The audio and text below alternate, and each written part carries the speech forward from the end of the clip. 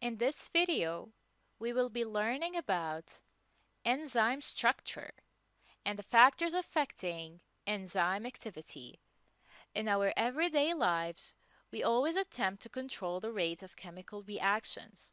For example, by increasing the temperature to speed up the chemical reactions during cooking, and store the food in the refrigerator to slow down chemical reactions, which causes the food to spoil. Sometimes special chemicals called catalysts are used to speed up the reaction. They increase the rate of the chemical reaction but are not used in the reaction. An example is nickel metal, which is used in some industrial chemical reactions. In our body, the metabolism, which is the sum of all reactions in the cell, is controlled by enzymes, which are biological catalysts that speed up the reactions. These catalysts are not made of metals. Instead, enzymes are made of proteins. As mentioned previously, proteins are made up of long chains of amino acids, which are then folded into a three-dimensional structure with an active site. This groove here, as you can see, which has a unique shape so that it can bind to specific substrate molecule. Each enzyme interacts with a particular substrate, which fits into the active site, such as a lock-key complex. This represents the enzyme-substrate complex. Once the complex is formed, the reaction takes place rapidly and the products are released from the enzyme surface. Now, what are the different types of metabolic reactions that might occur? Enzymes can break down large molecules into smaller ones. This includes breaking down carbohydrates, lipids, and proteins into their constituent molecule during digestion. The opposite can happen as well. Enzymes can build large molecules from smaller ones. They can change one molecule into another by changing one simple sugar into another, such as changing glucose into fructose. The following concept to talk about now is the factors affecting enzyme activity. One of these factors is the temperature.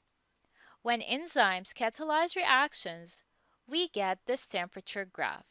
So let's observe it carefully. On the y-axis, we have the rate of the reaction, and on the x-axis, we have the temperature. The rate of the reaction is slow, and as temperature increases, the rate starts to accelerate until reaching the optimum temperature, where the rate is optimal, meaning here we have the optimal temperature, which is approximately 30 degrees Celsius.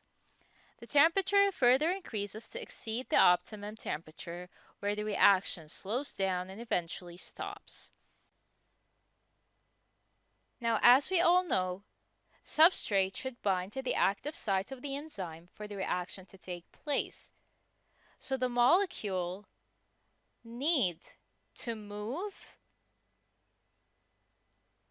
and to collide using kinetic energy, which is derived from heat energy as temperature increases. That's why at low temperatures we don't have enough heat energy, meaning we don't have enough kinetic energy, and therefore fewer collisions. And as temperature increases, the rates of the reaction increase because of the high heat energy.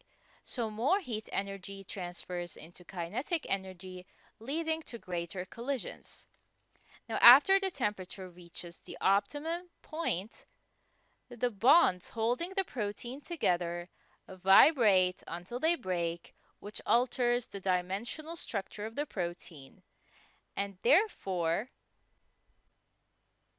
the shape of the active site changes, and the substrate can no longer fit into the groove.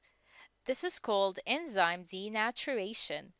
This means that the reaction will slow down and stop. Another factor affecting the rate of the enzyme is pH. The pH is measured on a scale from 1 to 14. From 1 to 6, the substrate is acidic. At 7, it is neutral. And from 8 to 14, it's alkaline. In fact, all enzymes are subjected to pH, and depending on where the enzyme works, it has a specific pH. So for each enzyme, there's an optimum pH and therefore a specific pH curve. Some prefer acidic conditions, such as the enzymes in the stomach. Others work best in neutral conditions, and others prefer alkaline conditions, such as those in the small intestine. Similar to the temperature curve, we start at the low rate and then the rate increases until reaching the optimum point, then the rate decreases due to denaturation and eventually stops.